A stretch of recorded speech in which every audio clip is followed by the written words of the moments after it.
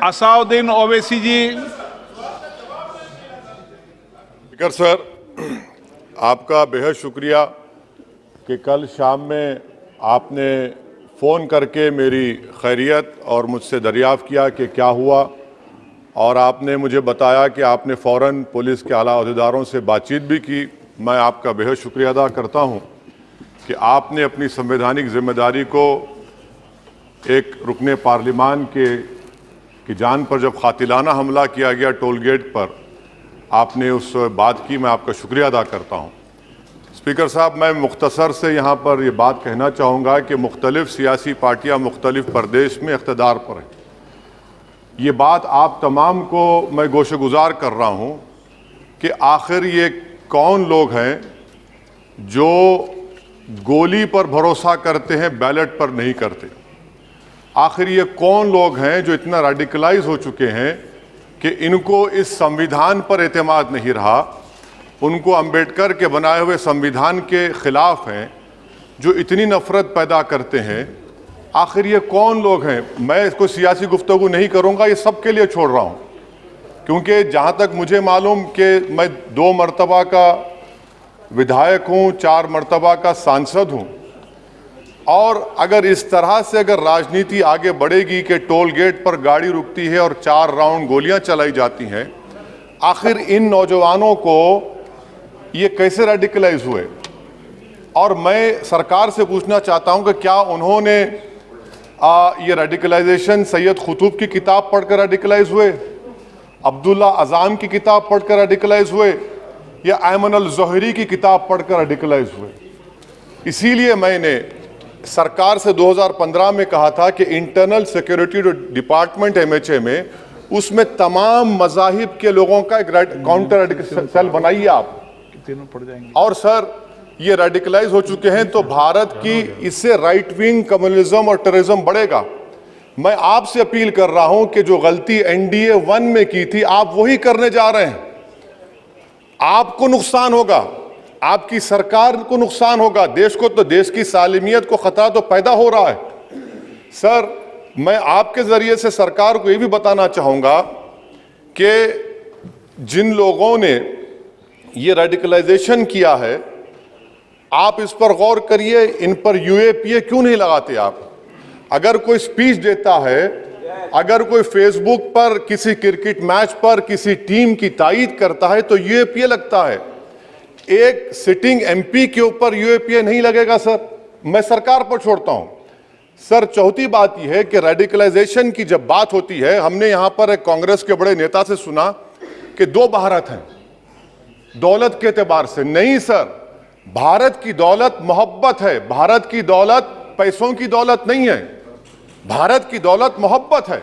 हां, 2 भारत हैं, एक मोहब्बत पर जो पिछले कई बरसों से आबाद है, और एक नफरत पर भारत बन रहा है। तो क्या आप दौलत की भारत की मिसाल देंगे या मोहब्बत की भारत की मिसाल देंगे? अगर मोहब्बत की भारत की मिसाल देंगे तो उसमें आपको मेरी जबान को रोकने के लिए गोली चलाने की जरूरत नहीं है। इस 2 भारत को समझने की जरूरत है। सर, खत्म सर, मुझे खत्म सर सुनिए सर, मैंने करीब से 6 फीट से गोलियां देखी, मुझे बोलने दीजिए सर।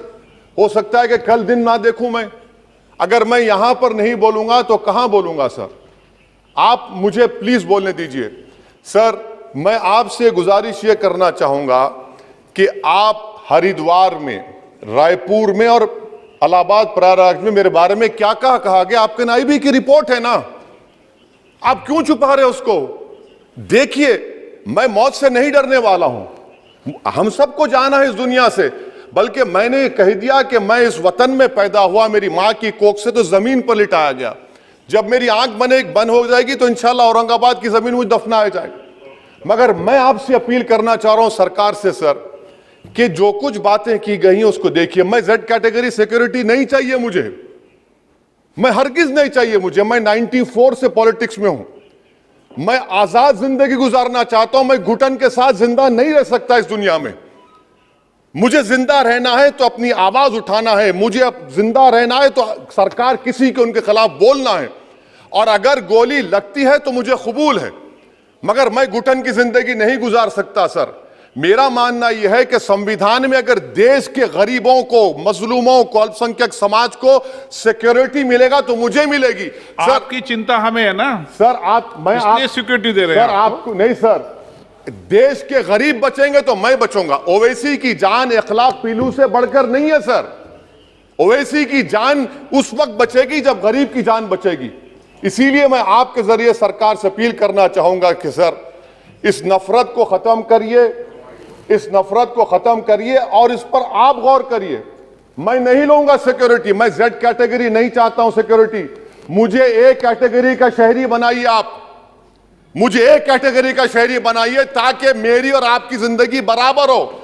जब देश के प्रधानमंत्री पर सिक्योरिटी ब्रीच हुआ, अपोजिशन की तरफ से मैंने कहा था कि गलत हुआ। सब सेकुलर पार्टी के लोगों ने कहा कि ओवैसी तुम क्यों बोले, तुम क्यों बोले। मैंने कहा नहीं, देश का प्रधानमंत्री मेरा है, सिक्योरिटी ब्रीच हुई तो एक्शन लेना चाहिए। मगर 4 मर्तबा के एमपी पर कोई 6 फीट के फासले से 4-4 गोली चलाता है। मुझे मौत है, हम सब की मौत है, मगर मैं इन गोली चलाने वालों से डर कर खामोश नहीं बैठने वाला हूं। और मैं दुआ करता हूं कि उत्तर प्रदेश में पुरअमन पोलिंग होगी इंशाअल्लाह। उत्तर प्रदेश की जनता गोली चलाने वालों का जवाब बैलेट से देगी, नफरत का जवाब मोहब्बत से देगी और कमजोरों को दबाने का जवाब हिस्सेदारी से देगी। मेरी आपसे गुजारिश है सर कि मुझे जेड कैटेगरी नहीं चाहिए, मैं रिजेक्ट करता हूं। आप इंसाफ करिए सर, उस पर यूएपीए लगाइए। और इनके दिमाग कौन है? 2 लोग रेकी करते हैं, उनको मालूम कि मैं मीरठ किठौर से आ रहा हूं उस टोल गेट पर, और 6 फीट के फासले पर गोली चलाते हैं। तो आप देख लीजिए सर, आप सरकार के हवाले, अगर आप इंसाफ करना चाहे आप इंसाफ कर सकते, मगर रेडिकलाइजेशन आपको नुकसान पहुंचाएगा और इससे राइट विंग टेररिज्म बढ़ेगा। शुक्रिया सर। तो दोस्तों, आपने अभी तक हमारा चैनल सब्सक्राइब नहीं किया है तो प्लीज़ इसे सब्सक्राइब करें और हाँ, हमें फेसबुक पे फॉलो करना ना भूलें। अगर आप भी अपने क्षेत्र की कोई समस्या या न्यूज़ हमसे शेयर करना चाहते हैं तो हमारा व्हाट्सएप नंबर है 9418550709। आप हमें मेल भी कर सकते हैं। हमारी मेल आईडी है neigunj@gmail.com।